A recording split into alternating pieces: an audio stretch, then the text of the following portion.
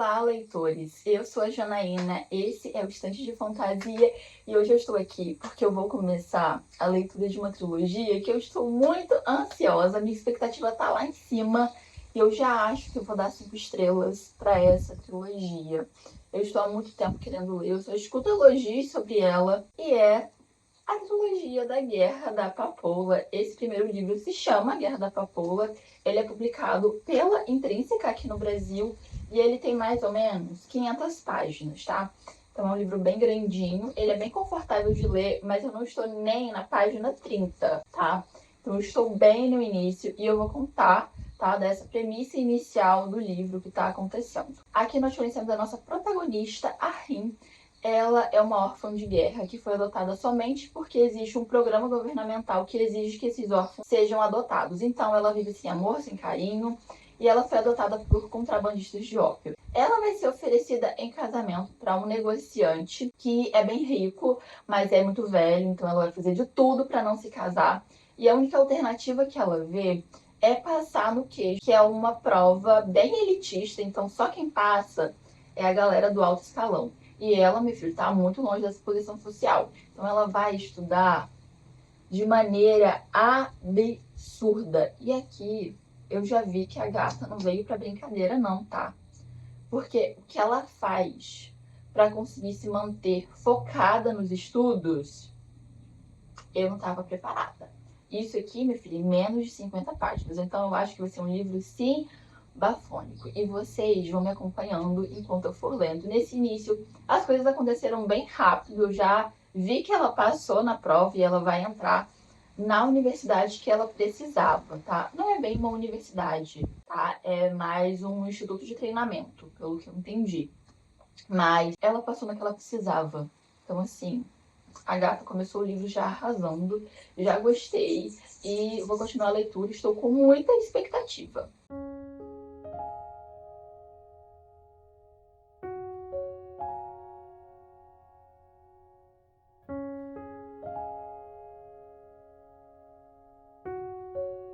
Estou no capítulo 19 de A Guerra da Papoula. Eu estou quase chegando na parte 3, então falta bem pouquinho para terminar o livro.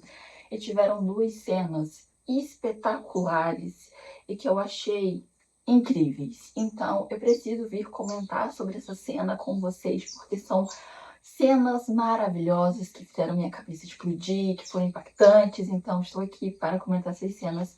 A primeira delas acontece bem no início do livro, eu acho que capítulo 7, tá? A Rin, ela passou ali no seu primeiro ano na academia e no final desse primeiro ano ela precisa ser escolhida por algum mestre para que ela consiga ali continuar os estudos. E para isso, né, para ser escolhida por um mestre, ela precisa passar em algumas provas, dentre essas provas, um campeonato de luta. E a Rin vai muito bem, ela chega na final e ela vai enfrentar o arqui-inimigo dela da academia, que é o Nesca, que, sinceramente, eu achei que eles fossem formar um casal, mas o hater, né, o ódio de um pelo outro é muito grande, nível Cardan e Jude, sabe? Naquela cena de Príncipe Cruel que o Cardan joga terra na comida da Jude. O hater, o ódio de um pelo outro é nesse nível, então eu não sei se eles formarão um casal, né? Mas eu torço, shippo muito, então enfim. Mas aqui eles estão lutando entre si. Inclusive, a Rin, ela é aconselhada por um amigo de que ela poderia desistir dessa luta final, porque ela estava lutando até esse momento para ser escolhida por um mestre, para ela não ser expulsa e não voltar para a Terra Natal, que é o que ela menos deseja na vida. Mas ela foi muito bem nas provas, muito bem no campeonato de luta, então ela poderia desistir, que ainda assim ela seria escolhida por algum mestre. Mas ela quer lutar para provar que ela é melhor que Nesra, então ela vai lutar. Eles lutam, é uma luta muito de igual para igual até esse momento. E é nesse momento que a nossa protagonista, ela acessa o poder dela pela primeira vez. Então, assim, página 152, a gente não tem nada de magia aqui. A gente entende um pouco de mitologia, mas nada de poderes. E, assim, foi impecável esse início. Eu amei. Mas vamos para esse duelo, porque eu achei de uma sensibilidade, de uma crítica né, a como as mulheres são tratadas, que é incrível. Vamos lá. Diz assim: Nesra socava o ar loucamente, lançando golpes ao acaso na direção do rosto dela. Ela desviou do primeiro. Ele voltou com o punho e acertou a garota num golpe com as costas da mão, que a deixou sem ar. A parte inferior da face de Rin ficou dormente. Ele deu um tapa nela. Ela podia aguentar um chute. Podia absorver um golpe de mão estendida, mas aquele tapa era brutalmente íntimo. Era uma indicação de superioridade. Algo dentro de Rin se quebrou. Ela não conseguia respirar. Os cantos de sua visão escureceram. Primeiro preto, depois vermelho. Uma ira terrível a preencheu. Consumiu todos os seus pensamentos. Rin precisava de vingança como precisava de ar. Queria machucar Nesra. Queria punir Nesra. Gente, como eu disse, né? Eu shippo muito o Nesra com a Rin, apesar desse ódio que eles cultivam durante todo esse período que eles passam estudando esse negante, mas enfim, eu shippo os dois, tá? E ele é um babaca, tá? Isso é uma coisa que é mostrada pra gente de muitas maneiras. Ele é um babaca, ele se acha melhor do que a Rin só porque ela é uma camponesa e ele é da elite, né? Ele vai ser um líder, então ele se acha melhor e ele humilha a Rin, né? Humilha, podemos dizer, em todas as oportunidades que ele tem. Então, aqui é um momento em que ele demonstra superioridade realmente, porque eles estavam lutando de igual para igual e ele mete o tapa na cara da menina e ela fica possuída no ódio. E assim, sensacional, eu amei isso aqui. Então, top capítulos favoritos, inclusive estou aqui para dizer os meus capítulos favoritos, que é o capítulo 7, tá? Que esse aqui é o capítulo 7, gente, eu acho. Capítulo 7. E o outro já é bem para o final. E aqui, né, a guerra já começou e a Rin está enfrentando um ser mitológico, sobrenatural, que é o Shimei. O Shimei, ele mata as pessoas e pega o rosto dessas pessoas. E depois ele consegue usar o rosto. Só que de uma maneira não só física, ele consegue extrair de você o sentimento que você tem por aquela pessoa. E o Shimei, ele está ali numa luta com a Rin precisa matá-lo e ele se personifica como o Altan. O Altan atualmente é o comandante da Rin. Eles se encontram na academia, ele é um ano mais velho que a Rin, então eles não têm muito contato durante os anos que ela passa em Sinegard, mas ela quer ser como Altan. Primeiro, ele é o último Esperdeis, ele luta muito bem, ele é um homem, então é respeitado dentro do exército, ele tem voz, ele é poderoso, ele domina o poder da Fênix, então ele é tudo que a Rin quer ser. E lá na academia a gente percebe que ela tem certo interesse nele, porque ela vai lá assistir as lutas, né, que ele participa e que ele sempre vence. Então a gente percebe que talvez exista um sentimento entre ela, né, pro Altan. O Altan a gente não sabe se gosta da Rin, não. Aqui, nesse momento, ele está sendo um grande de um escroto. Inclusive, se ele morrer, vai com Jesus, porque não acho que ele fará falta. Mas enfim, voltando para a cena, a Rin está lutando com esse monstro. E esse monstro, ele se personifica como Altan. E ela tá ali empenhada em sobreviver. A cena é assim. O Shimei gritou outra vez. Altan gritou outra vez. Rin nunca havia ouvido Altan gritar. Não de verdade, mas sabia que o grito dele soaria daquela maneira. Por favor, choramingou Altan, a voz rouca. Por favor, não. Rin cerrou os dentes e pegou a tocha com mais firmeza, aumentando a pressão na cabeça da criatura. O cheiro de carne queimada invadiu suas narinas. Ela engasgou. E a fumaça encheu seus olhos de lágrimas, mas Rin não parou. Tentou desviar os olhos do bicho, mas eles eram atraentes demais. O animal conseguiu sua atenção e forçou a encará-lo. Você não pode me matar, chiou Altan. Você me ama. Eu não amo você, respondeu Rin. E posso matar qualquer coisa. Mas, gente, ela ama, de certa forma, o Altan. E essa cena é tão sensacional. Vamos continuar. Quanto mais ele queimava, mais se parecia com Altan. Um poder terrível. O coração de Rin martelava no peito. Limpe a mente, bloqueie os pensamentos. Não pense, não pense, não pense, não. No entanto, a garota não conseguia separar a aparência de Altan do Shimei. Eles eram um só. Ela amava o Shimei. Ela amava Altan. E ele a mataria. A não ser que ela o matasse primeiro. Mas não, aquilo não fazia sentido. Rin tentou focar de novo. para abrandar o terror e recuperar a razão. Daquela vez, porém, ela se concentrou não em separar Alton do Shimei, mas na decisão de matar o animal, não importava quem achasse que ele fosse. Rin estava matando Shimei.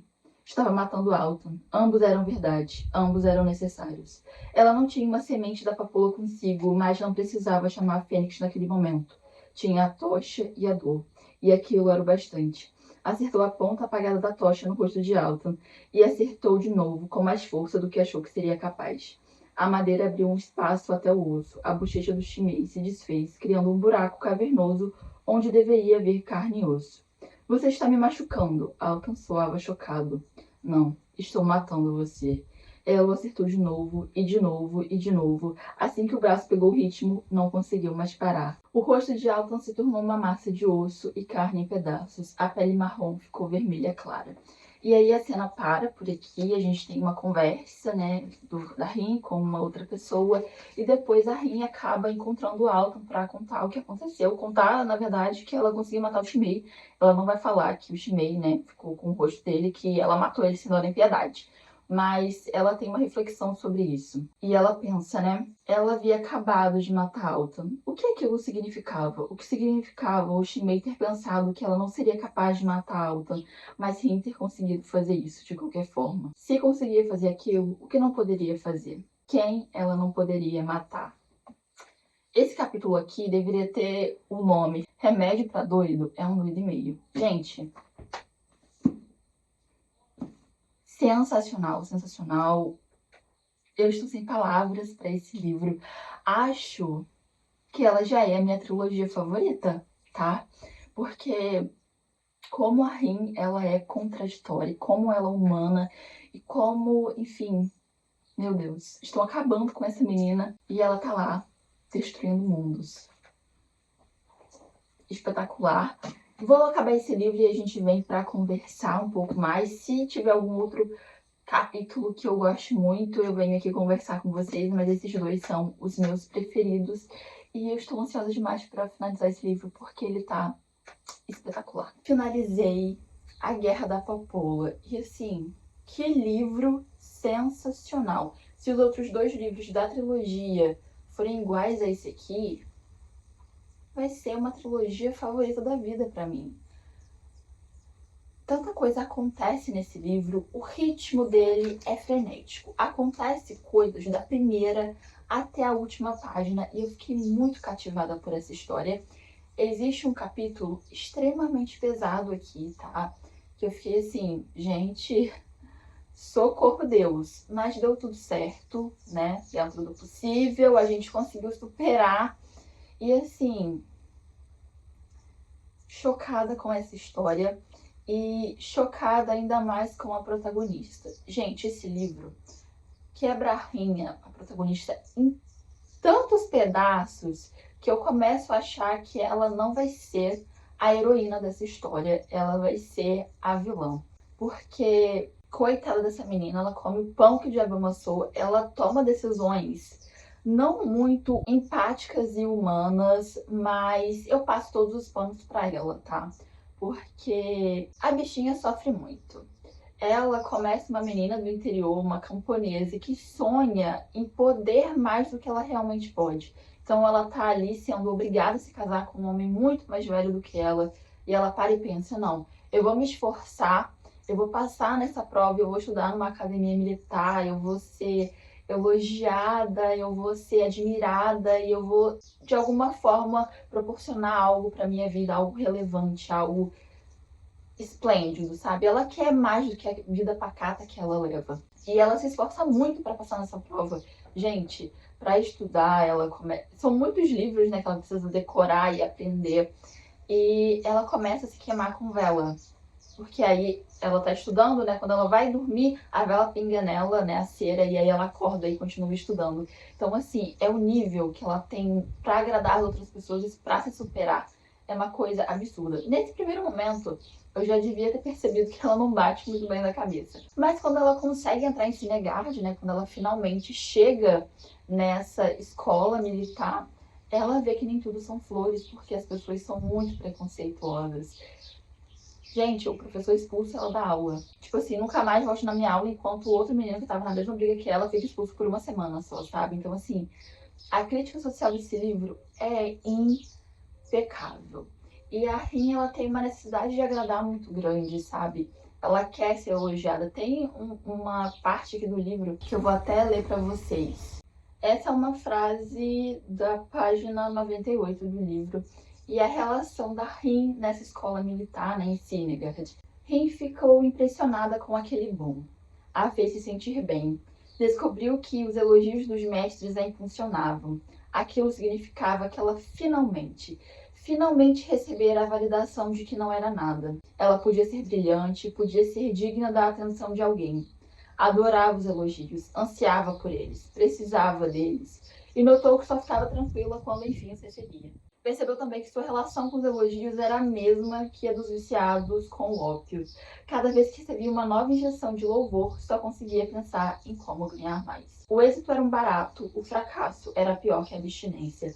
Boas notas traziam alívio e orgulho temporários. Ela se deleitava em seu período de alegria por algumas horas antes de começar a entrar em pânico com o novo teste. Desejava tanto os elogios que podia sentir nos ossos, e, exatamente como um viciado, faria qualquer coisa para ganhar mais.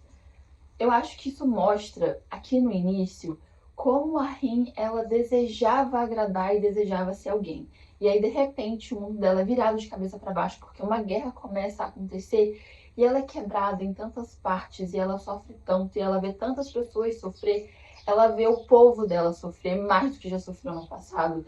Então, eu acho que isso mexe tanto com a cabeça da menina, que ela vai virar uma vilã nos próximos livros. E eu estou ansiosa demais para saber mais sobre ela e como ela vai lidar. Ela venceu, entre aspas, um inimigo, e tem outro ainda pior, porque é um inimigo que ela ama, né? Parafraseando aqui uma parte do livro. Então, eu estou obcecada com essa história, não vejo a hora de começar o livro 2 dessa trilogia, porque esse aqui, 5 estrelas, favoritado para mim.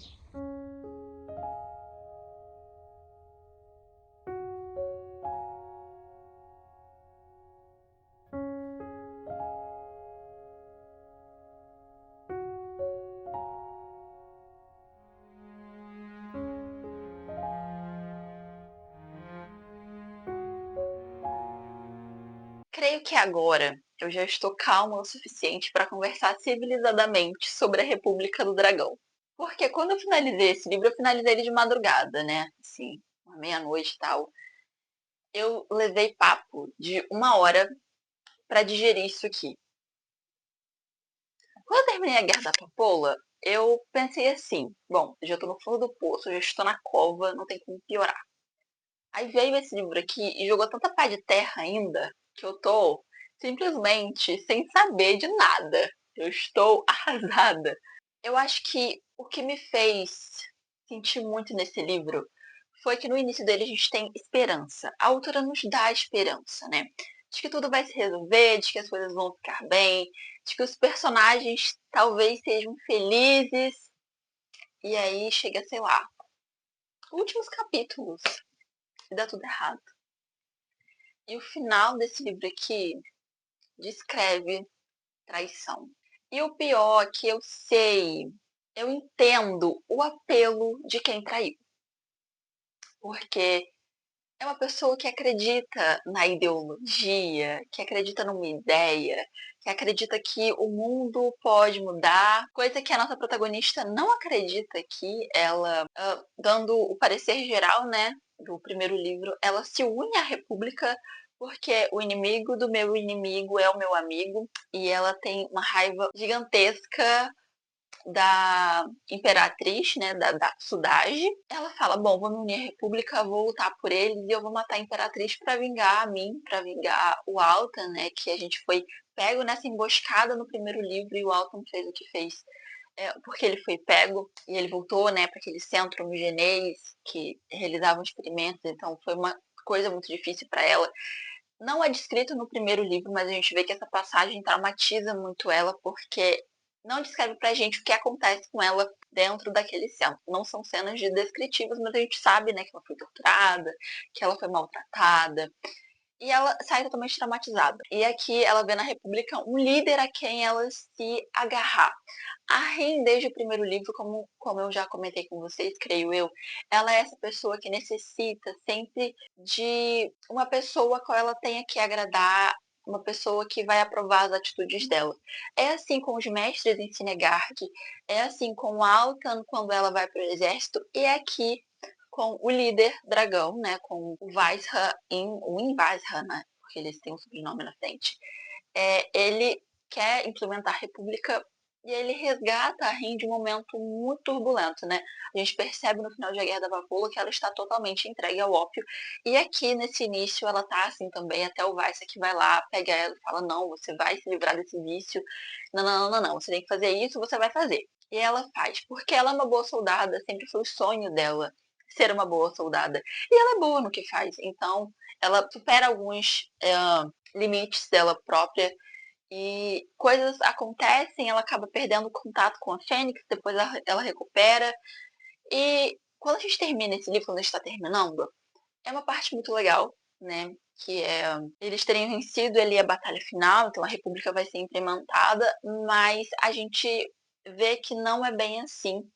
Que por trás da República a gente vai ter os estrangeiros, que são os Esperianos, que ainda é pior do que a federação. E a Rin vê isso de uma forma muito crua, muito impactante, ela percebe isso. Ela é avisada a isso muitas vezes durante a história, mas ela escolhe fechar os olhos. E assim, aqui no final ela acha que ela tem que fugir, porque senão ela vai ser pega. E ela está coberta de razão, tá? A querida não passa frio nesse quesito. Só que antes dela fugir, ela é traída por uma pessoa muito próxima. E assim, por uma pessoa que eu não imaginei que teria coragem de fazer isso com ela. E assim, me destruiu tanto, tanto, tanto, tanto, que pela primeira vez eu estou com medo de pegar um livro para ler, que é, né, o terceiro volume da trilogia, que é A Deus em Chamas. Eu já li o prólogo, mas o prólogo não fala sobre a Rin, né? Fala sobre o passado, mas eu ainda não entrei exatamente no primeiro capítulo, só li o prólogo. E assim, pela primeira vez eu estou com medo de começar um livro, porque eu tenho certeza absoluta de que daqui pra frente os personagens só vão se destruir um ao outro, destruir o mundo que eles vivem. E não sei se eu estou preparada psicologicamente para isso, tá? Então me mandem forças, por favor. Eu estou muito animada com essa leitura. Acho que vai ser uma trilogia 5 estrelas, tá? O terceiro livro tem que decair muito para eu retirar as 5 estrelas dessa trilogia, porque o primeiro é muito bom, e aí em sagas a gente sempre vê que um livro decai, o outro, sabe? Tem uns altos e baixos.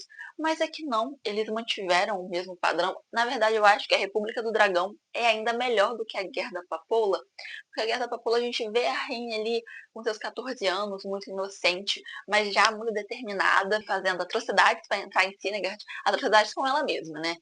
E lá em Sinegard a gente vê ela lutando pra conseguir o lugar dela, pra ser alguém, pra sair da miséria. A guerra chega e a gente vê a Rin se quebrando, né? Então, a gente consegue. É muito impactante porque a gente vê uma menina muito jovem, uma criança, se tornando adulta na marra, né? Então, é, é falado isso, né, em A Guerra da Papoula, né, que as crianças deixam de ser crianças quando são colocadas em um uniforme, entregam armas para elas e são colocadas na linha de frente. E é exatamente isso que acontece com a Ren. É impactante porque a gente vê essa mudança na Ren, mas aqui em A República do Dragão a gente vê ela sendo traída das piores formas possíveis e ela se quebrando ainda mais. Então, assim, é um livro maravilhoso, traz muita crítica social. É esplêndido esse livro, mas vai com o psicológico preparado, tá? Porque eu não estava com o psicológico preparado, vejo isso agora, mas com medo e ao mesmo tempo ansiosa pelo terceiro volume da trilogia.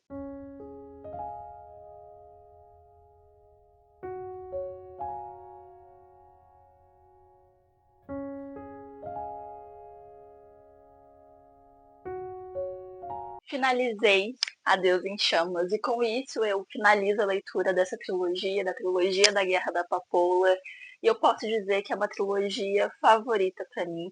Existe uma Janaína antes de ler essa história e uma Janaína depois de conhecer esses personagens e de sofrer e de torcer e de chorar. Então, magnífica essa história. Eu gosto muito dos 3 livros, acho que eles são bons de modos iguais, eles são impactantes e muita coisa acontece durante esses 3 livros, nos 3 livros em geral, mas o meu favorito ainda é a República do Dragão, porque tem um final muito impactante que eu não estava esperando. Me deu um pouco de esperança de que os personagens iriam ser felizes em algum momento. E aqui nesse livro 3 nós temos finalmente a Rin, a nossa protagonista, lutando por ela mesma. Não porque ela tem um ideal, ou porque ela tem um objetivo, ou porque ela sonha em um país diferente e ela quer governar para fazer diferente. Não que ela não queira, ela até quer, ela tem alguns propósitos, mas ela está lutando por sobrevivência nesse livro aqui. E eu acho que isso me faz gostar muito dessa protagonista, porque ela é muito humana. Nós temos dois personagens aqui que estão duelando entre si, que estão se enfrentando, e eu acho que a diferença mais básica entre eles é o objetivo. De um lado, a gente tem o Nesca, ele é uma pessoa que não teve uma infância feliz, não teve uma vida feliz, ele também foi sacrificado, mas desde novo, desde cedo, ele tem esse propósito de transformar o país dele, a nação dele, numa coisa diferente, em uma coisa boa, em melhorar, em evoluir. Enquanto a Rin, ela desde sempre só teve o intuito de sobreviver, de sair daquela vida miserável que ela tinha, de alcançar algo melhor para ela. E do nada ela é jogada numa guerra, e a guerra é cruel, e a guerra é perversa e quebra ela em muitos momentos. Então, eu acho que essa é a principal diferença entre o Nesca e a Rin. E nessa trilogia nós não temos nada de romance, tá? O nosso par romântico nunca nem sequer se beijam, mas esse é o meu casal favorito. Eu não vou dizer que é meu casal favorito, mas com certeza ele é o meu segundo casal favorito, apesar de nunca acontecer, de nunca ter saído do papel. Eu adoro esses personagens aqui. Quando eu finalizei essa leitura, eu fiquei completamente desnorteada, triste.